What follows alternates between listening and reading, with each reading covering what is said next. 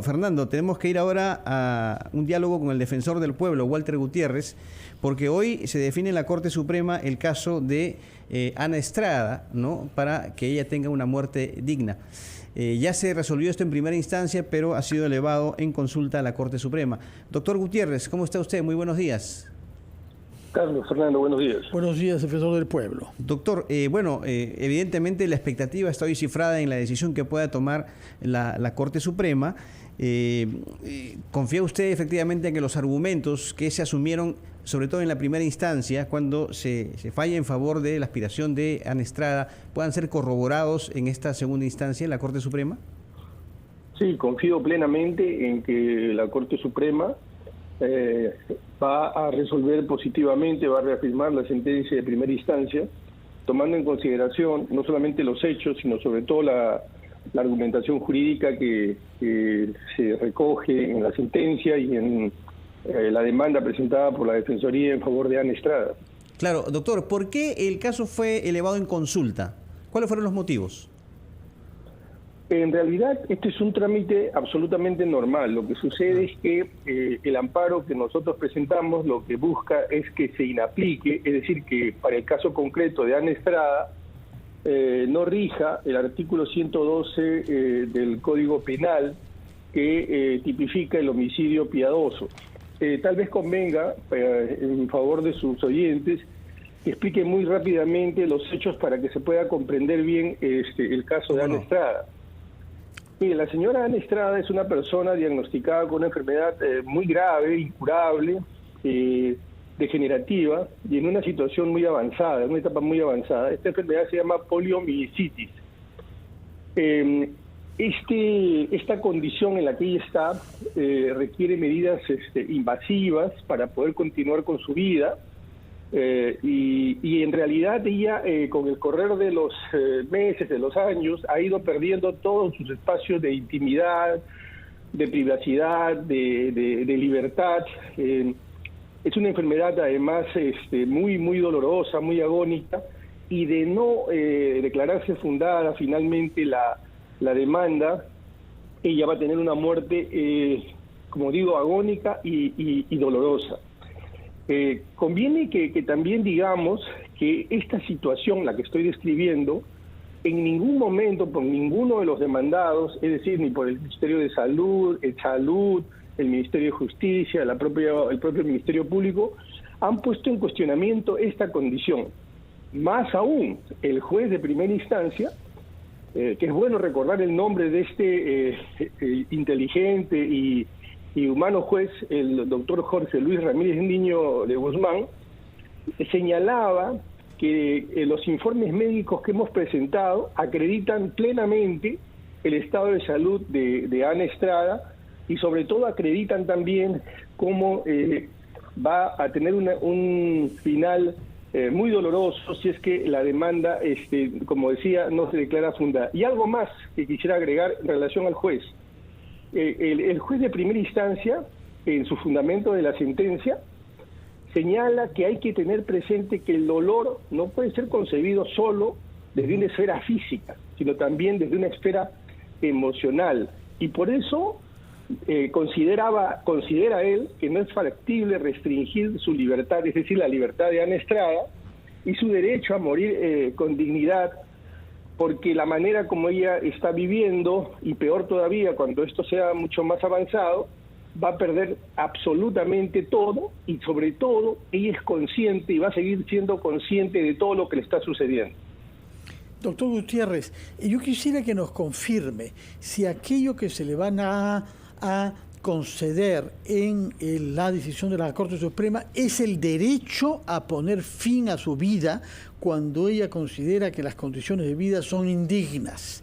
Y si eso es el derecho que se le concede, ¿cómo es que se ejecuta? ¿Qué derechos adquiere para poner en práctica esta voluntad de acabar su vida cuando sea una carga para los demás y cuando no pueda ya ella considerar que lleva una vida humana digna? La sentencia va a declarar el derecho a una muerte en condiciones dignas.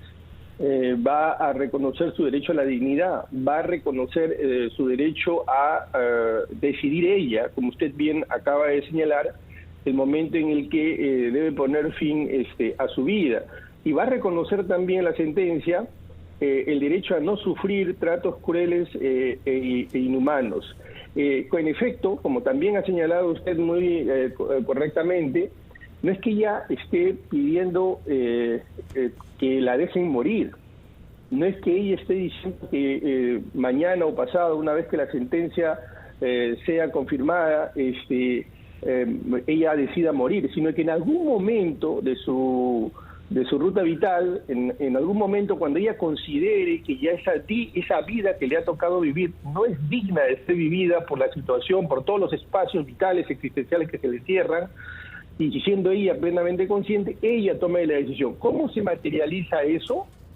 Pues lo que sucede es que la sentencia, lo que ha establecido a pedido de la Defensoría, es que Salud cree una comisión multidisciplinaria, se establezca un procedimiento para que se pueda materializar este pedido de Ana Estrada. Sí. En consecuencia, se van a dar estas tres situaciones. Va a ser cuando ella lo decida, se van a reconocer todos estos derechos y va a ser el sistema de salud, particularmente de salud, con una comisión y una reglamentación para el caso concreto de Ana Estrada, que materializarían este derecho. Doctor Gutiérrez, quería aprovechar la oportunidad para también tocarle otro tema, y es que se conoció el último fin de semana que el Ministerio Público ya ha archivado las denuncias que hubo en su momento sobre un supuesto fraude en las últimas elecciones generales. ¿Cuál es su opinión al respecto? Bueno, nosotros dijimos no una, sino en varias ocasiones, me parece que también en RPP, que de la supervisión que habíamos hecho no se colegía, no aparecía que se hubiera dado un fraude. Podían haberse dado determinadas situaciones, como pasan en todo proceso electoral. Podían haber algunos casos que se podrían calificar de irregulares, pero de ahí, creo que la palabra que utilicé fue esta, de ahí a saltarse la garrocha y decir que hubo un fraude sistemático, pues la Defensoría no había advertido eso, ni por supuesto no respaldaba esa narrativa. Y así es como nosotros en un informe lo hemos dejado expreso. Ahora, perdón, Fernando, muy concreto nada más. El presidente del Jurado Nacional de Elecciones ha dicho en una entrevista hoy que el daño causado al sistema electoral va a ser muy difícil de reparar. ¿Qué opina usted? A ver, ya estamos hablando de otro tema. Es verdad que discursos, narrativas que maximalistas, extremas, debilitan las instituciones. Pero es verdad también que el Jurado Nacional de Elecciones ha cometido errores, y nosotros también lo hemos señalado. Así, con la misma firmeza, mire usted, con la misma firmeza que hemos dicho que no ha habido fraude, también hemos dicho que el Jurado Nacional de Elecciones ha cometido todo un conjunto de errores y fallos que tienen que corregirse. Y no solamente el jurado, sino el sistema electoral. Uno de ellos, por ejemplo, es que escuché al presidente del Jurado Nacional de Elecciones decir que la Defensoría es un veedor. Eso es no reconocer lo que el propio Tribunal Constitucional ha señalado, una larga trayectoria de más de 20 años de la Defensoría como supervisor, no del proceso electoral, sino del derecho del acceso al voto, es decir, ese derecho fundamental llamado el derecho de participar en una elección, sea como candidato o votar, ¿no? Entonces, si nosotros somos supervisores de derechos humanos, somos supervisores también de esa etapa, o por lo menos de ese aspecto. Entonces, sí han habido errores, ¿no? Creo que no debemos generar más enfrentamiento. Creo que todos tenemos que hacer autocríticas y tenemos que solucionar los problemas que hayan en nuestras instituciones, que existan en nuestras instituciones, y solucionarlas, mejorarlas, como digo. Muchas gracias, señor defensor del pueblo, por sus explicaciones, tanto sobre el caso de la eutanasia, en buena cuenta que está en juego, respecto de la psicóloga de Ana Estrada, 45 años, con una enfermedad degenerativa grave, sobre la cual debe pronunciarse la Corte Suprema hoy, y también lo que nos ha dicho respecto del no fraude en las elecciones generales de abril y junio pasado. Muchas gracias y buenos días. Vamos a hacer una pausa y retomamos Ampliación de Noticias.